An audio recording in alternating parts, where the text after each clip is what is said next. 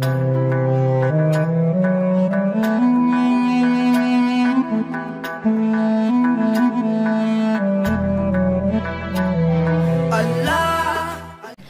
कि हमारी क्लासेस बहुत अच्छी जा रही हैं और आज हम पास्ट को कंप्लीट कर लेंगे। आज हम पढ़ेंगे पास्ट परफेक्ट कंटिन्यू।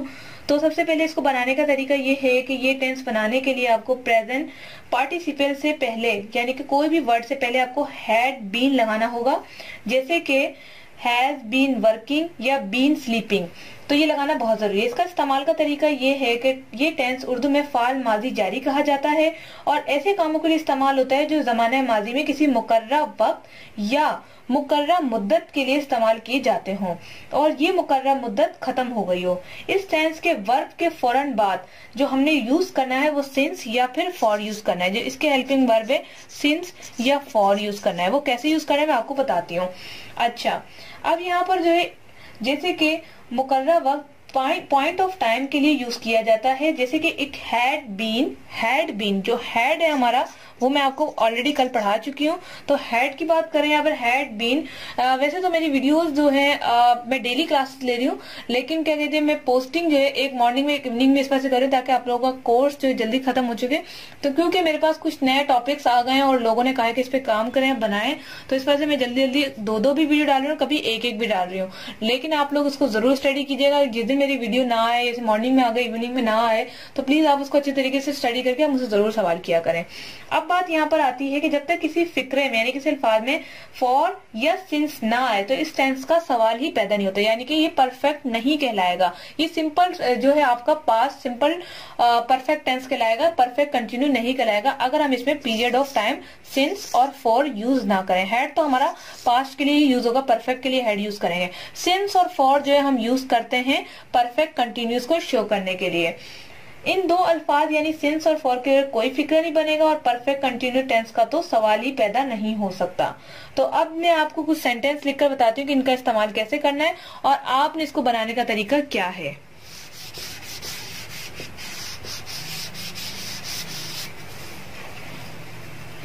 सबसे पहले हम मेथड सीख लेते हैं। सब्जेक्ट लगाना है आपने प्लस हेल्पिंग वर्ब आप लगाना है हैड बीन।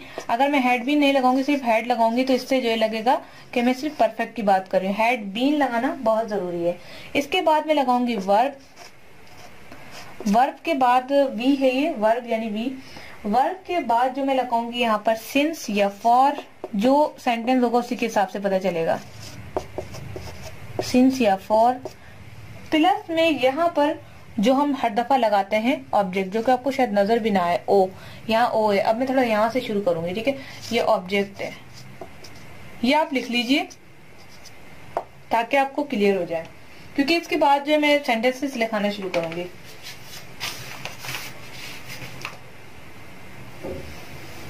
इसको अब मैं रिमूव कर रही हूँ। आई होप कि आपने लिख लिया होगा, वरना वीडियो को दोबारा से देख लीजिएगा। अब यहाँ पर हम सेंटेंस लिखते हैं जैसे कि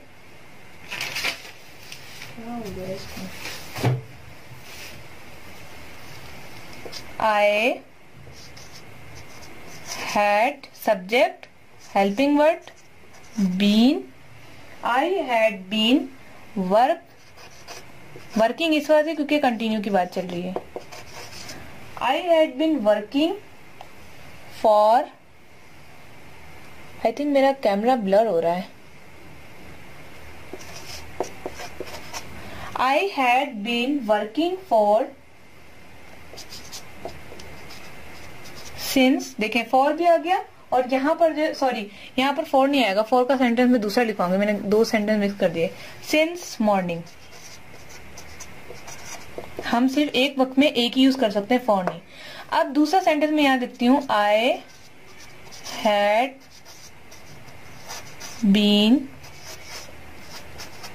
वर्किंग। अब मैं यहाँ पर यूज करूंगी फॉर, क्योंकि मैं यहाँ टाइम पीरियड शो करूंगी, फॉर 6 hours।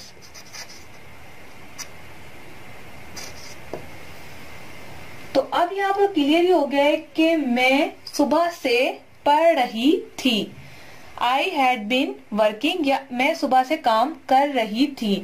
यहाँ पर जो है मैं 6 घंटे से काम कर रही थी। तो I had been working for 6 hours, या फिर अगर आप कोई पीरियड ले रहे हैं यानी कि सिंस मॉर्निंग, सिंस इवनिंग, आपको कंफर्म नहीं कि आप कब से पढ़ रही हो, आपने देखा है कि मैं पढ़ रही, स्टडी लिख दे, स्टडीइंग या वर्किंग, या मैं काम कर रही हूँ और मुझे ये पता नहीं है, तो आप मॉर्निंग लिख दें, इवनिंग लिख दें, टुडे लिख दें, येस्टरडे लिखते हैं, सॉरी टुडे नहीं आएगा यहाँ पर, मतलब सारा दिन अगर लिखना है तो मॉर्निंग, इवनिंग और नाइट लिख सकते हैं। इसके बाद अगर आपको पर्टिकुलर टाइम यूज करना है तो वहां पर आप फॉर यूज करेंगे, जिसमें आप बताएंगे फॉर 6 आवर्स। अगर सिंस यूज करेंगे, सिंस का मतलब यहाँ पर ये है कि मुझे कंफर्म नहीं है, फॉर का मतलब यहाँ पर यूज है कि हमें कंफर्म है कि मैं 6 घंटे से ही पढ़ रही हूँ, मैं 2 घंटे से ही पढ़ा रही हूँ, फिर अभी तो मुझे खैर 5 मिनट 50 सेकंड से ही मैं आपको पढ़ा रही हूँ कि ये जो है आपका परफेक्ट कंटिन्यू है। तो इसी तरह से अगर मुझे नहीं पता होता कि मैं कब से पढ़ा रही हूँ तो मैं लिखूंगी सिंस मॉर्निंग। अगर मुझे नहीं पता मैं कब से काम कर रही हूँ तो सिंस यूज करूंगी। अगर मुझे एक्चुअल टाइम पीरियड पता है तो मैं फॉर यूज करूंगी। अब बात आ जाती है नेगेटिव और इंट्रोगेटिव की, तो वो मैं आपको अच्छे तरीके से बता सकती हूँ कि मैंने आपको ऑलरेडी बताया हुआ है कि यहाँ पर थोड़ी हेराफेरी होती है। आई हैड बीन नॉट, और यहाँ पर जो है हैड बीन को लगा देंगे शुरू में तो आपका इंट्रोगेटिव बन जाएगा। Had been I working for 6 hours. तो सिर्फ और सिर्फ इंट्रोगेटिव और नेगेटिव में यही होता है कि आपने जो है चीजों को रद्दोबदल कर देना है। हैड बीन, अब यहाँ पर एक बात याद रखिएगा कि जो नॉट है आपका हैड नॉट आएगा यहाँ पर। फॉर जो आपका है for example I had not been, तो आपका नेगेटिव बनेगा, और अगर इंट्रोगेटिव बनाना है तो आपने हैड को आगे लेके जाना है। फॉर एग्जाम्पल इसको मैं यहाँ से रिमूव कर रही हूँ, नेगेटिव इंट्रोगेटिव लिखकर दिखाना बहुत जरूरी है वरना बहुत ज्यादा कंफ्यूजन क्रिएट हो जाएगी। सिंपल टेंस तो आ गए आपको। सबसे पहले मैं यहाँ पर लिखूंगी, नेगेटिव सेंटेंस में लिखने जा रही हूँ यहाँ पर I had not been, I had not been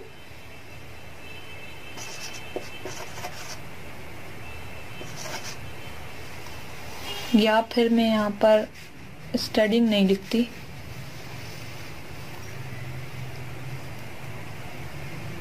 running कर देती हूँ, चल रही हूँ, भाग रही हूँ, running. I had not been running since evening, क्योंकि मुझे पता नहीं मैं कब से भाग रही हूँ तो सिंस इवनिंग लिख दिया। अब देखिए यहाँ पर बात समझने की, हैड नॉट बीन, इन दोनों को अलग करके नॉट बीच में लगा देंगे तो आपका क्या बन जाएगा, नेगेटिव बन जाएगा। इसी तरह से हैड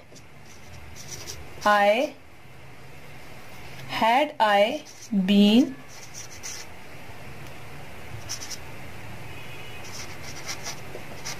रनिंग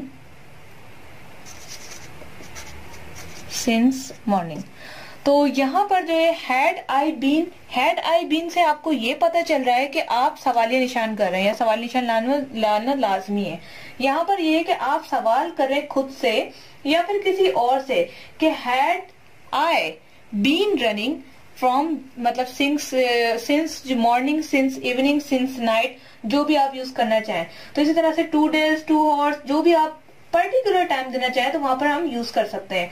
तो यहाँ पर आपने अच्छी तरीके से समझ लिया कि सवालिया निशान के लिए हमारा आगे हेड आता है और आई बीच में आता है बीन, और अगर हम नेगेटिव बनाए तो हेड बाद में, नॉट अगर बीन, यानी कि हेड बीन को हमने अलग कर देना, तभी हम इंट्रोगेटिव और नेगेटिव बना सकते हैं बिल्कुल आसानी से। तो आई होप कि आज की वीडियो आपको पसंद आई होगी और समझ आई होगी। वैसे थोड़ा सा कॉम्प्लिकेटेड और थोड़ा सा मुश्किल है, लेकिन आप जब इसे दोबारा सुनेंगे और इसको प्रैक्टिस करेंगे तो आपको बहुत फायदा होगा। मिलते हैं नेक्स्ट वीडियो से, अपना बहुत सारा ख्याल रखिएगा। Thanks for watching academy. तो जैसे कि आप सबका फेवरेट टॉपिक जो हर कोई सीखना चाहता था, प्रेजेंट का, यानी पी का मतलब है प्रेजेंट को शो करना। तो आज हम जो है प्रेजेंट को फाइनली पढ़ेंगे। बहुत सारे लोगों को प्रेजेंट सिंपल टेंस और प्रेजेंट कंटिन्यूस और प्रेजेंट जो है बहुत अच्छे लगते हैं। तो अक्सर लोग जो है इसी के बारे में बात करते हैं, प्रेजेंट के बारे में, कि आप हमें प्रेजेंट के बारे में बताएं, क्योंकि अक्सर लोग प्रेजेंट में ही रहते हैं और प्रेजेंट में ही रहना बहुत जरूरी होता है। अगर हम पास्ट में रहेंगे तो हम दुखी रहेंगे, अगर हम फ्यूचर में रहेंगे तो और भी ज्यादा दुखी रहेंगे, क्योंकि हमें पता नहीं कि आगे हमें क्या मिलना है। तो प्रेजेंट में ही रहना चाहिए। सबसे पहले प्रेजेंट को समझने के लिए आपको मैं बता देती हूँ कि आपने क्या यूज करना है। सब्जेक्ट प्लस वर्ब की फर्स्ट फॉर्म प्लस ऑब्जेक्ट। देखें कितना आसान सा ये, थोड़ा बिल्कुल इजी है। पास्ट पढ़ाने का मतलब है पहले पास्ट आता है, फिर प्रेजेंट आता है, फिर फ्यूचर आता है हमारा। तो पास्ट मैंने यहाँ पर लिख दिया। देखा जाए तो एक तरह से पहले जो है प्रेजेंट ही आता है, लेकिन इसका पढ़ाने का कोई मकसद है वो आप in the end of video जो कोर्स उसके एंड में आप क्लियरली समझ पाएंगे मैंने सब क्यों किया। तो अब यहाँ पर बात करते हैं सब्जेक्ट की। सब्जेक्ट यहाँ पर हम ले लेते हैं इस दफा Nimra. Nimra go to school. अक्सर लोग जो है सब पहले यही पढ़ाते हैं, यानी कि प्रेजेंट टेंस ही पढ़ाते हैं, लेकिन मैंने पास्ट इस वजह से शुरू किया क्योंकि पास्ट फिर प्रेजेंट फिर फ्यूचर, तो आपको बहुत आसान रहेगा क्योंकि आगे वही आने वाला है। पास्ट थोड़ा सा डिफिकल्ट है तो पहले हम उसी को कंटिन्यू करते हैं। Nimra go to school. Nimra हमारा सब्जेक्ट है, गो टू हमारा वर्ब है और ये हमारा ऑब्जेक्ट है। ये है प्रेजेंट का सिंपल बिल्कुल। इसमें कोई भी फॉर्म्स यूज नहीं हो रही है, सॉरी फॉर्म तो फर्स्ट फॉर्म यूज हो रही है, इसमें कोई भी आपका हेल्पिंग वर्ब यूज नहीं हो रहा। लेकिन अगर आप इसे नेगेटिव और इंट्रोगेटिव करेंगे तो फिर आपका जो है हेल्पिंग वर्ब यूज होगा। वो कैसे मैं आपको बताती हूँ। इसके लिए हमें जो यूज करना होता है, पहले हम इसे रिमूव कर लेते हैं। सब्जेक्ट वर्ब और ऑब्जेक्ट तो आएगा, लेकिन उसका तरीका कैसे होगा कि अगर मैं नेगेटिव बना रही हूं तो उसके लिए मैं ऐसे यूज करूंगी वी। इसके जो हेल्पिंग वर्ब हैं वो है डू और डज। नजर आ रहे हैं? हाँ जी। We do not play game. We हम, डू क्योंकि हम प्लूरल की बात करें, अगर डज होगा तो शी इट में भी डज लगेगा। वैसे डू में भी आई के साथ डू लग जाता है, लेकिन जो है काफी जगह पर जो इसका असल सेंस वही है कि डू आप प्लूरल में लगाते हैं और सिंगुलर में डज लगाते हैं। तो we do not play game, हम गेम नहीं खेलेंगे। ये प्रेजेंट की बात हो रही है, तो यहाँ पर जो है अगर हम बात करें तो प्रेजेंट, जैसे कि मैं जा रही हूँ, तो यहाँ पर आपको जो यूज करना होगा हूँ, है और है यूज करना पड़ेगा। इससे आपको प्रेजेंट शो होता है, इससे आपको पता चलता है कि प्रेजेंट की बात हो रही है। अब अगर हम इसको इंट्रोगेटिव करें तो बिल्कुल सिंपल ही है, डू वी प्ले। क्या हम खेलें? Do I make. क्या मैं बनाऊं? कहते हैं ना कि मैं बनाऊं, खाना मैं बनाऊं, आज मैं लिखूं। डू आई राइट, मैं लिखूं। क्या मैं लिखूं? सॉरी, डू मैं लिखूं नहीं, क्या मैं लिखूं। तो डू का मतलब यहाँ पर वही हो रहा है और सिंपली टेंस है। ये तो बहुत ही आसान है, इसको तो मुझे डिस्क्राइब करने की जरूरत नहीं, क्योंकि अगर आपने पास्ट को अच्छे तरीके से पढ़ लिया तो प्रेजेंट आपके लिए कुछ भी नहीं है, कुछ भी।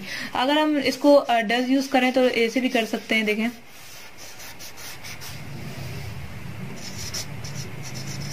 Does she write letter. लिखना था, ये पता नहीं क्या बन गया, लेटर। क्या वो लेटर लिखती है? लिखती है। तो है यहाँ पर ये वाला यूज हो रहा है, यूज हो रहा है, हूँ यूज हो रहा है। तो यहाँ पर और कुछ भी नहीं है। मैं जाता हूँ, मैं खाता हूँ। अब आपके असाइनमेंट ये है कि आपने स्टोरी लिखनी है। आप सारा दिन में क्या करते हैं वो स्टोरी आपने मुझे फेसबुक पे, इंस्टा पे, जहां भेजना चाहे उसका पिक्चर लेकर आप मुझे जरूर सेंड कीजिएगा। और अपनी स्टोरी बताना मत भूलिएगा कि आप सारा दिन में करते क्या है, डेली रूटीन। और आपने बस सिंपली इस तरह से बनाना है, I get up early in the morning, then I go to washroom, then I take a bath. इस तरह की पूरी स्टोरी बनानी है। और आप क्या करते हैं, क्या नहीं, पूरी स्टोरी बना के जरूर ईमेल कीजिएगा। ईमेल आपको मेरी पता है, anamtechinfo के नाम से @gmail.com। anamtechinfo क्या हो रहा है ये, info@gmail.com। तो ये आपने जो है सिंपल इसको जाना है, यहाँ से आगे मुझे ईमेल कर देनी है। इसके अलावा अगर आपको और भी अगर नहीं है, आप ईमेल करें तो आप जरूर कमेंट्स करके बताएं कि मेरी क्लासेस कैसी जा रही हैं, आपको मजा आ रहा है कि नहीं, किसी चीज की कमी है तो जरूर बताइएगा। मिलते हैं नेक्स्ट वीडियो के साथ। Thanks for watching. आज में हम बात करेंगे प्रेजेंट कंटिन्यूस के बारे में। अगर हम प्रेजेंट कंटिन्यूस यूज कर रहे हैं, जैसे कि हमने कल की क्लास में पढ़ा था, डू और डज हमारा हेल्पिंग वर्ब था, तो प्रेजेंट कंटिन्यूस के अंदर हमारे जो हेल्पिंग वर्ब होते हैं वो इज, एम और आर होते हैं। इसका इस्तेमाल ये है कि इज वहां पर सिंगुलर में लगता है, for example he, she, it और कोई भी सिंगल नेम। एम जो है सिर्फ आई के साथ लगता है और किसी के साथ नहीं लगता। और आर जो है हमारा प्लूरल के साथ लगता है, जैसे कि वी, यू, दे। और भी जो डबल नेम वगैरह होते हैं, जो भी प्लूरल मैंने आपको पढ़ाए हैं उनके साथ। तो इज एम आर जो हमारे हेल्पिंग वर्ब है उसको टेंसेस को बनाने का तरीका बहुत ही आसान है। मैं आपको दिखा देती हूँ कि आपने किस तरह से करना है। इसका मेथड आपने याद कर लिया, आप आराम से कर सकते हैं, इसको बना सकते हैं। Subject plus verb plus ING plus, sorry ING तो हमारा क्या कहते हैं लगेगा ही, लेकिन इसके साथ जो है वर्ब के साथ पहले हेल्पिंग वर्ब आएगा, फिर आईएनजी और वर्ब आएगा। हेल्पिंग वर्ब में आएगा is am are plus verb plus object और प्लस लास्ट में हम ऑब्जेक्ट के बाद हम यहाँ पर फ्रेज भी लगा सकते हैं, और आईएनजी तो वर्ब में ही आ गया। तो यहाँ पर जो है आपको ये क्लियर हो जाना चाहिए कि आप subject is am are verb के साथ आईएनजी और ऑब्जेक्ट या फ्रेज लगा सकते हैं। टेंसेस बनाना इसके बहुत ही आसान है। आपने सिंपली क्या करना है, फॉर एग्जांपल अगर मैं टेंस लूँ यहाँ पर अनम, अपना ही नाम ले लेती हूँ अनम। अब यहाँ सिंगल नेम है तो यहाँ पर लगेगा इज, अनम इज। कंटिन्यू है तो आईएनजी लगेगा, राइटिंग लेटर, अनम खत लिख रही है। इसी तरह से शी इज मेकिंग राइस, वो चावल बना रही है। अगर हम प्लूरल की बात करें तो वी आर गोइंग, ये जी है, कराची। अगर हम इस यहाँ पर सिंगल नेम भी आ गया, वी भी आ गया, एम रह गया हमारे पास, तो यहाँ पर आएगा आई एम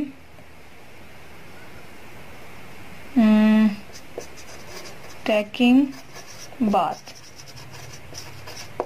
मैं नहा रही हूँ, मैं खा रही हूँ, मैं जा रही हूँ, मैं पढ़ रही हूँ। तो ये जो है रही रहा जो होता है हमारा, जो मैं आपको पास्ट में बता चुकी हूँ, वो आप इसमें सिंपली कर सकते हैं। तो ये जो पास्ट का मैंने बताया था वो देख सकते हैं आपके प्रेजेंट से कितना रिलेटेड है। बहुत ही आसान है, बहुत बिल्कुल जो है ना, एक चीज आपने समझ ली तो टेंसेस में वो ही चीजें आती रहती हैं। अब बात करते हैं इसके नेगेटिव और इंट्रोगेटिव की तरफ। तो यहाँ पर आप देखें कि अगर मैं नेगेटिव बनाना चाह रही हूँ तो वही आएगा subject plus is am are helping verb plus not